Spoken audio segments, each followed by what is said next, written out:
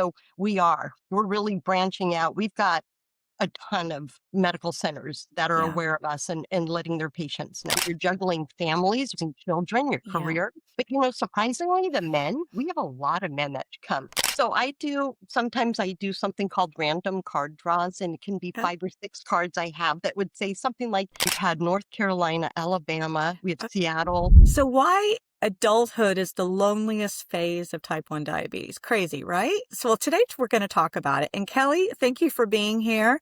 Tell us a little bit about yourself. A lot of our listeners may not be familiar with all that you're doing in the community. And if you want to share a little bit about your life, your diagnosis, and your life with type 1 right now, we'd love to learn more about you. Okay, thank you. So I was diagnosed as a child in 1981, and back then it was still pig and cow insulin. We didn't Yes. have meters. It was just a very different version of what we know of type 1 today. Yes. So I'm coming up on next month will be 45 years for me, Hmm. which is exciting. But, there's not a whole lot of information. I feel like we're the pioneers, those back from the dinosaur days, we're kind of pioneering what it looks like to live long Yeah. term with type 1 Yeah. diabetes because we never lived this long before, but we finally are. So, It's so true. It's so true. It's so reflective, isn't it? And I know there's a lot of women that specifically that I'm meeting, but men as well that they're newly diagnosed. And this is some things that we'll definitely unpack because I know you are meeting people through your meetups, your Grown T1D. And we're just teasing that a little bit because we're gonna dive in and talk more about what you're organizing across the country, really. Because I mhm. know you're out west. You're in California, am I right? Yeah, yeah. Yeah, I'm in Florida. I'm gonna be learning about this as well. And I know you and I have had a chance to chit chat about the fact my husband lives with type 1. He's 41 years now. So he just turned 60. We just throw it all out there. We got nothing to hide on this show. Talk ages and whatever. I Hormone stages, right? Menopause, all the good stuff. But we do a local meetup here. And that's just great. It's just been organic because we've met people and people want to come together, especially we're getting older. And again, those are some things that we're going to talk about. Why is it so different? Why do you think like after that childhood age, and again, everybody's got a different diagnosis date and age and time. So this is not like a one size fits all answer. But what do you think happens when we just get disconnected from others or maybe don't seek connection at all? I think it's not uncommon, and Hmm. we hear this so much at our events, and, most national organizations focus on children and Yeah. young adults, and there's been Hmm. nothing out there for us, people midlife and older. Yeah. And there's a huge unmet need. So that's why I started what I started. I think there's a disconnection because people don't feel like they fit in anymore. They age out Mm, of the childhood and young adult yeah. groups and things that are out there. A lot of the hospitals have things for children and there's a lot of great organizations, but we've kind of been left in the dust. And adults living with type 1 diabetes, we're the largest group of type 1s, adults in midlife and beyond, especially considering the adult onset, and it's the Yeah. most overlooked group. Oh, it's incredible. Yeah. Yeah. Yeah. We just need to speak up a little bit louder, don't we? Well, Yeah. And something that this is interesting because this is one of the things I had a lady that was in my community. We actually didn't meet in January. We didn't meet. I don't think we met in December just because of the holidays and everything. But one of the things that she said is, hey, can we just create a brochure? And I know these are things that you're doing because you're making it very evident and you're marketing these meetups. I keep calling them meetups. I guess that's the okay to call them. they're But great. basically, T1D gatherings. Yeah. And she mentioned something that is so interesting because, like, it should start at the doctor's office because guess what? That's one thing many of us have in common is we're going to a doctor, whether it's an internal doctor, endocrinologist. You would think that information like this should be on the wall, on the Right. bulletin board, handed to the patients when they're Well, talking, you know? we Yeah, are in many you're doctors. doing that? We have Good. a Oh, ton of good. doctors, a ton of CDCESs. a Good. huge amount of mental health specialists and psychologists. Yeah. Also, we work with the ADCES, who announces it and gets the word out to their Oh, diabetic good. educators. So we're really branching out. We've got a ton of medical centers that are Yeah. aware of us and letting their patients know. Yeah, I love that. And, locally, unfortunately, we just have a few endocrinologists locally in the town I live, and they're not as receptive, which is heartbreaking. It really is. They don't even want to talk to you when you come into the offices, which is really off-putting. It's like, I live with type 1. I know this is important. Can you please just take my brochure and share it with I'm not asking for anything. I'm just asking to bring people together. It's an interesting side note that I think is evident. I love to hear, there's people listening today, and that's something that we would love to hear. Maybe, hop over to Instagram or, just follow us or send us, find a way to connect with us and let us know how it is in your community. And as we continue to talk, we're going to learn more about Grown Up T1D and what you are to kind of get out there and to reach more people. Yeah. It started as a grassroots small thing Hmm. here in Southern California, and it just grew. It exploded. And my inbox was overflowing with people reaching out from all over the US asking, when are you going to be here? We heard about you. And then I have psychologists and physicians and nurses reaching out. And it kind of exploded. We just became a nonprofit about 2 years ago. Wow. And I never expected it to grow this fast. I didn't realize how big this need was. I mean, I Mm, knew it personally for me. I thought, yeah. I don't really fit in with some of the groups out Yeah. there. And, was already involved in the type 1 community for decades. So I Hmm. knew a bunch of people already. And so when I kind of threw together the first gathering, Yeah. was something that was it's so different than virtual. There's so Yeah. many Oh, yeah. virtual groups out there, and Yeah. especially during the pandemic, they sprung up everywhere. But Yeah. you get people in person, it just hits different. It It's so does. different.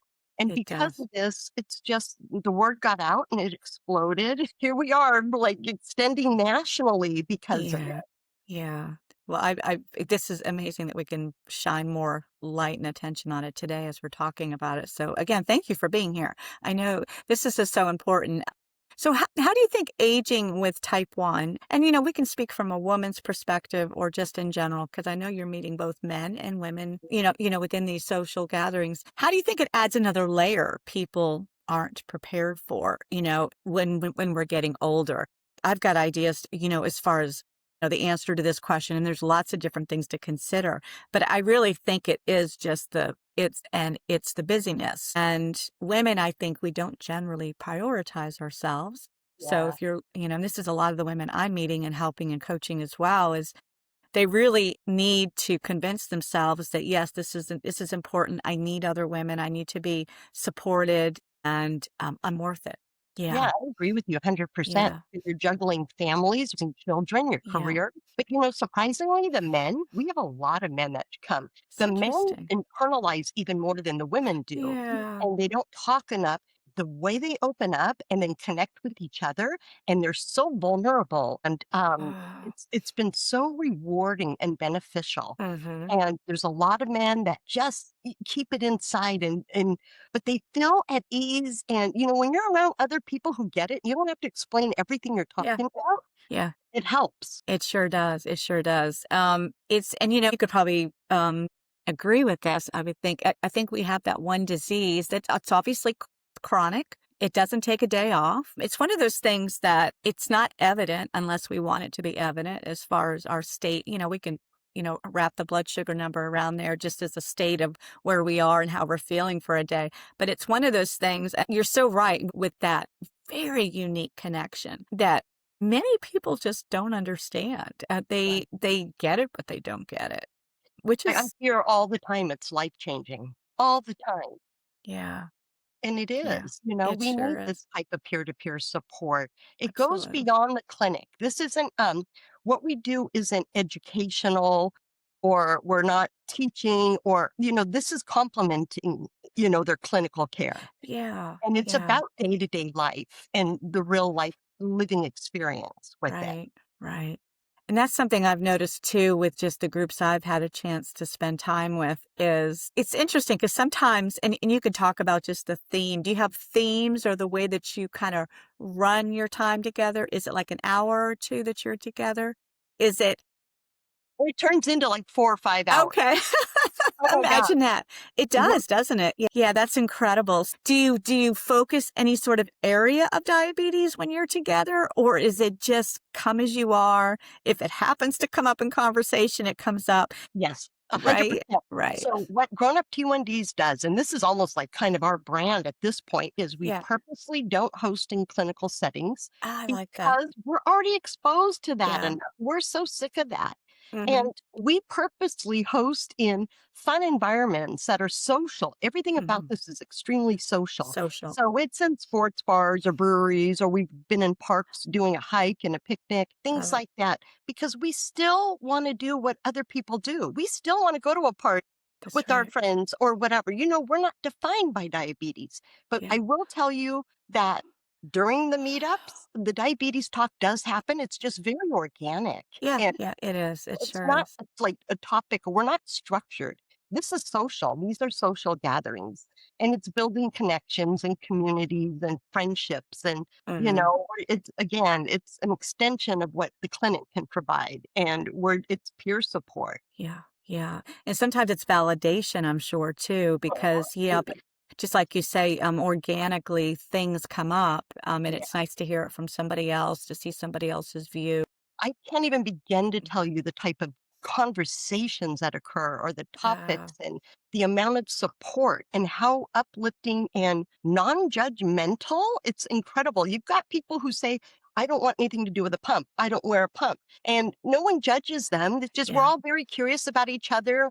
And yeah, there's such a level of respect. I'm so proud of our community and yeah, how accepting, judgment free, how curious everybody is, yeah, and just supportive. We've had people who've attended that at some point will break down and say, I have a pending surgery coming up for, my eyes or something. And they're swarmed by others who've been there and done it and helped them. And then I get yeah. messages later saying, oh my gosh, will you thank everybody for me? It wasn't as scary as I Oh, thought. And they helped oh, me so much. And I yeah. mean, these things are constantly happening. Oh, I love that. That is so cool. Yeah, yeah, that is so cool. So what do you think adults, and you could use examples like within your community, what do you think the number one thing they're missing? Well, it's support and Yeah, and, you know, just it's just all maybe the orgs focus on the younger, yeah, groups. There's never been anything. There's the yeah, yeah, representation even in campaigns for diabetes never represents anybody midlife or older yeah, or very many adults. I feel like that lack of visibility has consequences. We need support. And with aging, our bodies change, hormones change, our work life balance, families, careers, everything changes. And it's a different version of type 1 diabetes that yeah, really we get. We yeah, understand it with each other, but yeah. you almost feel like nobody else wants to address it or no one else gets it. And it makes you even Hmm, more isolated. that is, As it is, yeah, diabetes is isolating. Living with yeah, diabetes is an isolating feeling, but yeah, with age, isolation increases. yeah. I And think you're right. so we've Yeah. needed this type of support system. Yeah, yeah. And then, you top on that, the stage of our health and you mentioned aging and hormones and all of that. It can be it can be like a snowball effect, if this is not something that you have access to, because as women, and again, I'm going to focus a little bit more on women, just how isolating that can feel as we're aging. With or without diabetes, we can feel very isolated because our bodies are going through so many changes and there is generally nobody to talk to about it. So, and it sounds like this might be just organically happening at your meetups as Oh, well, because which is people are amazing. yeah, Yeah. they're very open. Yeah. Menopause comes up all the time.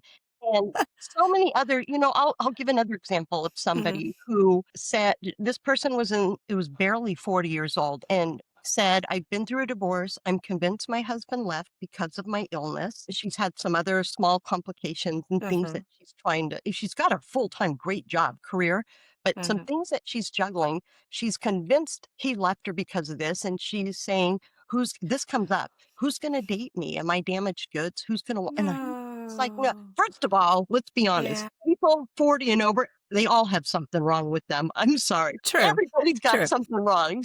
Yeah, every one But, of us, yeah. these things come up. And the other thing too was like, I'm in my 50s. What am I going to do? Go online and post, hey, how did you navigate that colonoscopy with type 1? These are things that are private, but Yeah, people talk about it at these events and they're really yeah, open and supportive. yeah. And, with something you're bringing up something that makes so much that's really important to point out is somebody to listen, Yeah. right? I think, when you can come together with people that get it, women, men, there's something else I was gonna ask you too, but I'll wait until I finish this point, is is just being able to express, because the doctor's got what, maybe 7, 8 minutes with you, and it's Right. really just looking Right. over numbers, and that's about all that you're there for is to check your labs. If you're lucky, you get a little bit more, care from that visit. But I think it's just being able to come and just talk. They'll share about this, that, or the other. Hey, I'm thinking about getting on a pump, or hey, I'm thinking about going back to Yeah. hopefully There's a daily lot of that. injection. A lot of people Yeah. who wanna know, like, how do you like that pump? Or what do Yeah. someone else is using an Eversense that's, CGM that's implanted or Yeah. uses a phrase, and there's a lot of them talk. They're really intrigued and curious. And Yeah. I will tell you, at these meetups, there's a lot of "me too" moments. "Me Oh, too." yeah, Yeah, there's exactly. a lot of How often is that phrase said? Yeah. right, we You don't get that interaction with everyday Yeah, people or even our yeah. family. It's us, we get it. Now, do you by chance, and I hope I'm not stepping over a line here when it comes to your meetups, but do you by chance, do some of your members bring their spouse? Yeah. I Yeah, love we that. do. I Yeah, know, I me love too, that. because I know there's Yeah, some groups out there and they're like, "No, it's for type 1s only." And yeah. no, because the spouses are part of this. They're Mhm, going through this journey with you. And mhm. so, yeah, I've had spouses that attend with their wife or husband every single time and have later told me, "I have learned so much." Yes. Isn't that powerful? It's one of those things you Yeah. wouldn't think it would be appropriate or make sense, but it makes so much sense because they're just as isolated. They're just as stumped at what they're hearing, what they're experiencing, how to respond, how not to respond, how to support their spouse. And I'll share a story. We had a meetup. It was last year sometime, and one of the members, it was one of the men, and again, it was a lot of spouses there as well. There was maybe 16 of us there around a big table. Again, ours is very social too. It's usually at a restaurant or a bar type of a setting. And he started it. He said, "Let's go around and talk about how it was when we were first diagnosed." And he started it. He was the leader of the circle, and that was incredible because not only were we all able again to express and share, but the spouses were able to hear other stories. Yeah, that is powerful. It's just it was I mean, there was tears. I mean, it was good Yeah. tears, if that makes sense, but it was so emotional, and we learned some things about one another, and a lot of us know each other, but not to that level, and I think and that's some of the feedback that we received, and we talked about afterwards was, wow, that helped everyone in the room just feel more Yeah. connected to really what this disease is all about. It's just Yeah. incredible. Yeah. So sometimes I do something called random card draws, and it can be Yeah. 5 or 6 cards I have that would say something like, if you're on a pump, how long did you live with type 1 before starting a pump? Okay. And you'd be so amazed. We have one lady who waited 55 years before starting a pump. Mhm. Um, and some that are only 3 months into their Yeah, diagnosis, they yeah, go on a yeah. pump. I finally decided at one point, I want to start doing spouse cards. And so I did random Love card that. calls with spouses. Like, have you ever had to assist your spouse with a low blood sugar? Sure. Or do you have any fear about their longevity or life, or complications or it's things like this because you kind of wonder what's going on in their head too. Their support system, Mhm. and if they're not very supportive, being there and hearing questions and hearing people talks help them become more supportive. Absolutely, yeah. It's almost well, it is, it's an icebreaker. Yeah. It's just breaking through, and it's just like, "Okay, I guess I get to share this, I get to ask this." Yeah. Yeah, that's just amazing. Wow. Do you have any other examples of maybe some people that you've had a chance to meet, kind of their before and after, or where they are now as far as being able to? Because I think this might be some feedback that you get too. And I think, just online, because we're both present online, there are people, and with all due respect, everybody has kind of their boundary with how much they want to share, how much Right. they're comfortable about their diagnosis. I know it took me, I was very isolated back in the 80s when and I think that was just the fact that there wasn't a lot of access. We didn't Yeah. have an internet back then. Right.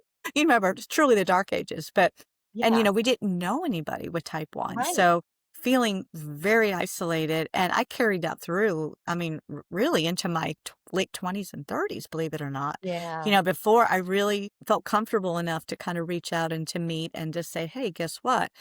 Just to talk about it, and to feel like maybe, to give people a response to want to learn more or to learn more about what diabetes is all about.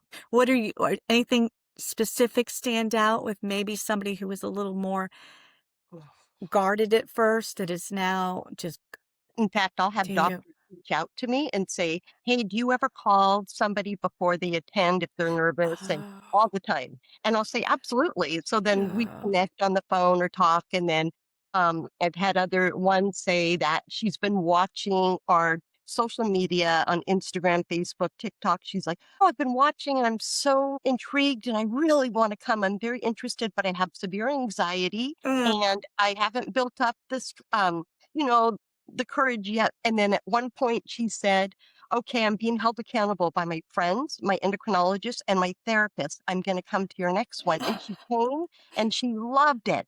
I got the sweetest email after. The oh, testimonials are amazing. oh, And I will say, like, I've had so many people say, because they attend, we have people who attend every single one. They'll drive 3, 4 hours to attend it because I rotate locations. And okay. I've had so many people say, ever since I started doing this and coming to Grown Up T1D events, I've wanted to take better care of myself. And I'm taking better care. Yeah, That's a big one it that we sure get. is. Yeah. And others are, I've never been in a room full of this many type ones, and this was so uplifting. I mean, the things I hear back makes Mhm. my heart, just Mhm. so full. Yeah. It's fun. The thing is Yeah. it's fun. We're not structured where we sit in a circle or talk and powwow or any of that. Though we do have some, like we did a collaborative event with an educational collaborative event with TCOYD and the Behavioral Diabetes Institute, Okay. Dr. Edelman and Dr. Polonsky. That Mhm. was great because that was education Yeah, and yeah. mental health, focused. And then we went to dinner after and it was still social. And so we're Perfect. in coming up, we are going to do a mental health one with a therapist and a doctor who live with type 1 diabetes. But Hmm. mostly we focus on social and people just love it. I mean, Yeah. it's been incredible. Yeah, a lot of people say they always felt alone with this until they started attending. And I will tell you that I've noticed over the last couple of years, especially from our regulars from since the beginning, everyone shows up and they got everything out in the open all the so and they become braver, like, there's Oh. a girl who was new last year who had found us and never had attended, and now she's like, "I'm coming to every one." But she said, "I walked into this sports bar, and I look around, and there's a ton of people with robot parts. I knew I was in the right place." I know, it was so cute. Oh my gosh. And I know you take pictures, so it's such a powerful And they picture. love it. People are Yeah. like they love to pose and hug and, Yeah. That's they're really good. happy, and it's really Mhm. fun. Yeah. Well, give me a little bit more info as we're kind of just talking more into Grown Up T1D. So you're in California. So where else do you meet? How often? And yeah, just kind of paint a picture as far as, how all that looks right now. So we started here in Southern California. We cover all of Southern California. So we'll go into LA County, we'll go inland, Orange County, San Diego. It's a Okay. big area that we're covering Mm-hmm. because we're trying to be more accessible for more people. And again, Sure. because people are driving 3 hours to come and we want to accommodate Wow. everybody. Wow. So Yeah. that's Southern California. And We've got a chapter that launched in Boston. Oh, Second meetup is coming up in March. And Philadelphia, we call it Philly Metro because it's Philly and South New Jersey. okay. They are starting, their first one is coming up on February 28th. And we've got three incredible chapter leaders that stepped up. One is Dana Kelly. She's lived with type 1 for decades. The other is Okay. Brian Foster, who is a CDCES, and he's lived Oh, with type 1 nice. 45 years, I think. And then Wow. Gary Shiner, Think Like a Okay. Philanthropist. Everybody Yeah. knows Gary. He's Yeah. so excited. He's like a kid. He is so enthusiastic about hanging I out with love it. friends and go, I mean, he's I so love much that. fun. Yeah. Yeah. He So, really is and real. then Yeah. we're talking right now. I'm in big talks with people in New York who want to do this. Phoenix, Atlanta. I have an endocrinologist who reached out from Atlanta, and we have a meeting this Friday, virtual meeting, and another guy in Atlanta who's interested. We've had North Carolina, Alabama, we have O Seattle. okay. These are all in the talk right now in the works, talking. It's just a lot because I mean, Okay. Okay. I'm juggling Southern California. We're only 2 years as a nonprofit, and this thing is already growing like Yeah. crazy. There's such a huge Mm. interest. And Yeah. Virginia, another one is in Virginia. Okay. Yeah. Yeah. It looks like you're up and down the East Coast. You didn't mention Florida yet. So maybe when things settle down, you and I can talk, right? Well, I would We'll get love something. to. There's a Yeah. friend of mine from Diatribe who lives with type. I do a lot of stuff with Diatribe as well. Okay. She's like, if you do it, please let me know. She's Okay. interested. And I've got a couple people, but I've had like probably real much more eagerness from all those other cities and states I Okay. mentioned. Understood. I mean, at this point, you're just trying to pace yourself, and then and maybe bringing on more volunteers that can help Yeah, support. because Yeah. to lead a chapter, everything, even my work is volunteer. I'm not paid. I don't get any money Sure. for any of this. Right. So it is volunteer based. I help structure it for them. It's pretty basic. And the thing that makes it the easiest is that I'm already a nonprofit. They don't have to reinvent the wheel or do Right. all the filing and pay those fees. What happens is these chapters will fall under Grown Up T1D's umbrella, nonprofit Mhm. umbrella, and then Mhm. I have to pay fees, and that's why I wait to see if there's a big enough interest. I have to pay filing fees in those states to operate. So, Okay. That and makes then sense. the work is done for them. They just Right. find the venues, host the venues, Mhm. greet people. Okay. But Yeah. there's such a desire and there's such a want for this. Yeah. I'm Yeah. hearing from people all over that I want to keep expanding. It's Yeah. just been hard to keep up. And Yeah. then financially, the fees and everything. Understood. All that's yeah. Well, from the bottom of my heart, I cannot believe all that you're doing. It is incredible, and I see the joy on your face because you know how important it is, and you see the response. And there's Yeah. nothing better when you can find what you're gifted at, which is definitely one of your gifts, Oh, is thank to you. organize and to serve and to bring people together. So it's a beautiful thing for sure. And yeah, any way that and I know we'll talk off camera too. If there's any way that I and my business and this show can support you, let us know. Yeah, this is something that we want to help grow and, to see it, what's the word?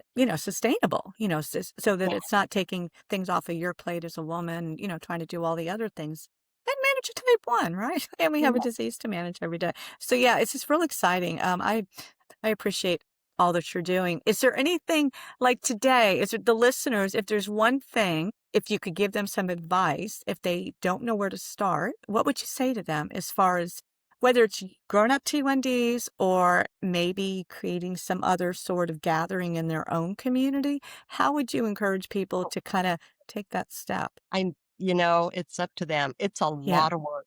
yeah, And, I wouldn't even know what to tell them because it's been a lot of work.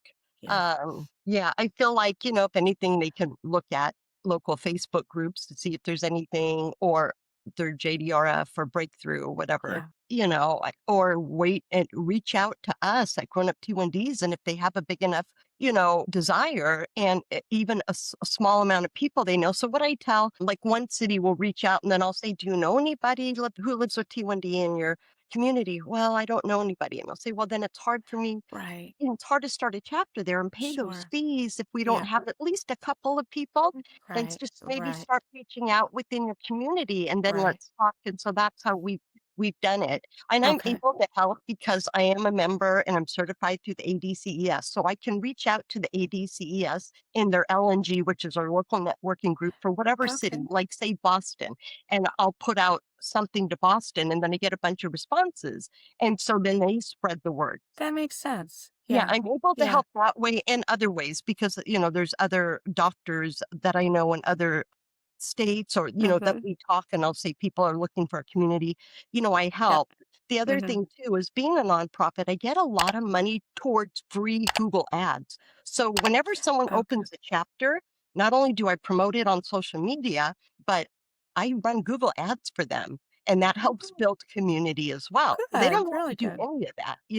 That's Yeah, it's so been yeah. really nice. Yeah. Yeah. So, I mean, Yeah. the thing is that we're a rare breed. We're different when we're older with type 1, and there's things that the rest I just don't think others understand, and that Hmm.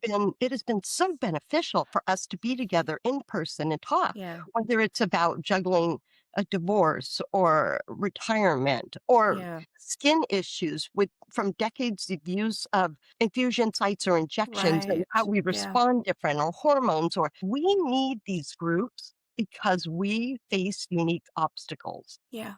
as we Yeah. age. Yeah. Absolutely. And so Absolutely. I mean I would want to encourage anybody who doesn't have something right now. First I want to tell them they're not alone. They're not doing anything wrong and it's understandable to need support. The support we need just looks different than what's out there right now. Mm. And Yeah. I want to encourage them to do what they can and, to keep fighting and Yeah. stay strong. It's tough. As we know, we carry this 24/7. It doesn't go Yeah. away.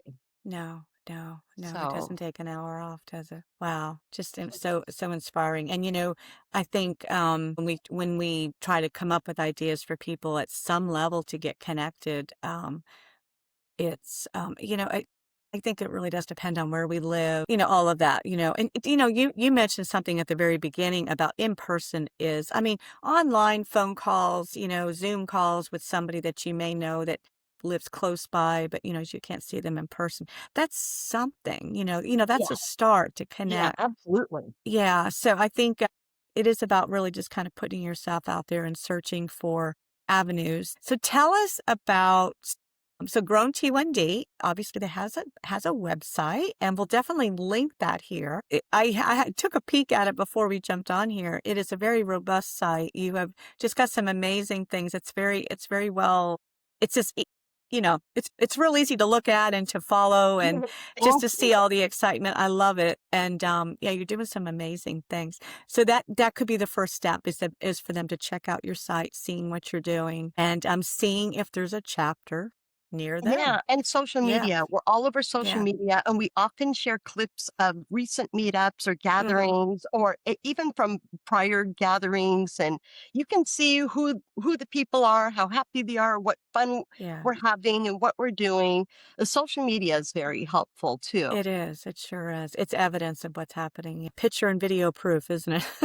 Yeah, Most definitely. yeah. Well, how are you? Let's shift for just a second before we say goodbye to. How are you doing living with type 1 for 45 plus, well, 45 years? You're coming up Almost on 45. 45. Yeah, I'm about to hit Yeah. 45 years. You Yeah. know, Yeah. How's it uh, been?